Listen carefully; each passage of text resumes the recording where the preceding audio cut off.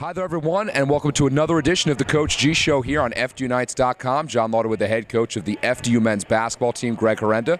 Coach, how are things? Doing great, John. How about yourself? Doing okay. I hope you're staying warm. It's been pretty cold out. It has been. That's the one great thing about being a basketball coach.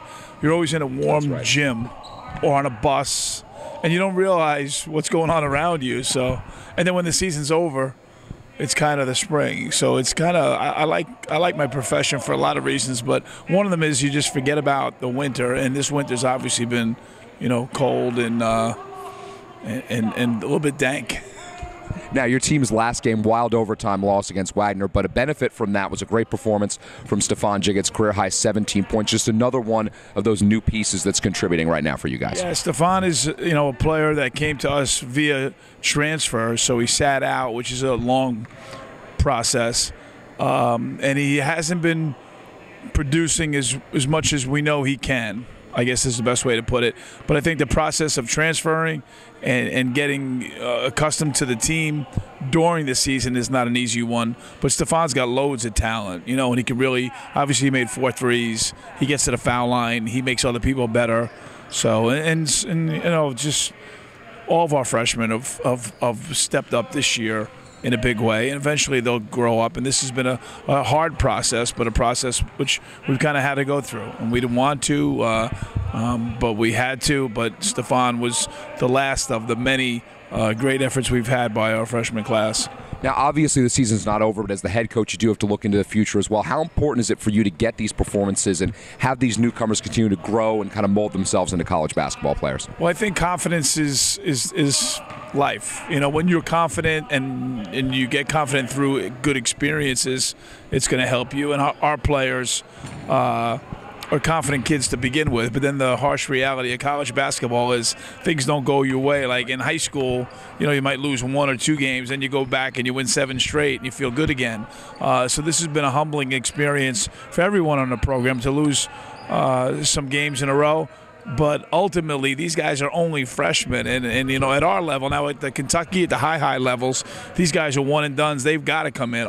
At our level, freshmen generally pay their dues. The best players in our conference right now are the seniors. The Cannon kid from St. Francis and Lucky Jones from Robert Morris, and we're asking our freshmen to go out and compete against those seniors, and that's really not a fair task. But they've done reasonably to very well. So I'm really excited about the future of not only of our freshmen but of our entire program. But we just have to get through a few dark days to get there. Now, 4 games left in the season, 2 on the road, 2 at home. You're on the road this week against St. Francis of Brooklyn and Mount St. Mary's. Now, I've already seen both of those teams before.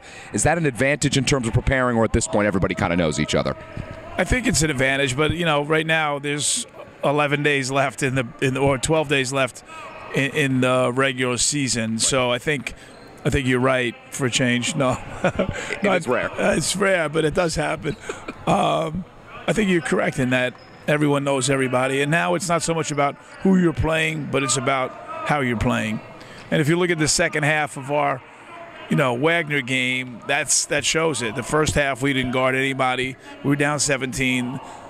Now we go to the second half. We really guard them, and we score. So it's a tale of 2 halves. So you have to be on top of your defensive game, your rebounding, and then your offense. So I think that playing these teams late is really good, because these 2 teams are, right now St. Francis is the best team in the league, which I like. I like playing against the best, because now it's going to make us play our best. And Mount St. Mary's is a really hard place to play. Last year we had that game 1 down there, and we got to go down and win a game there. So we still have the opportunity to get to the NEC tournament right now, but it's a very difficult task. But we've got to just take it, as the old coaches say, and now the young coaches, and I'll say it, we just got to take it 1 possession at a time.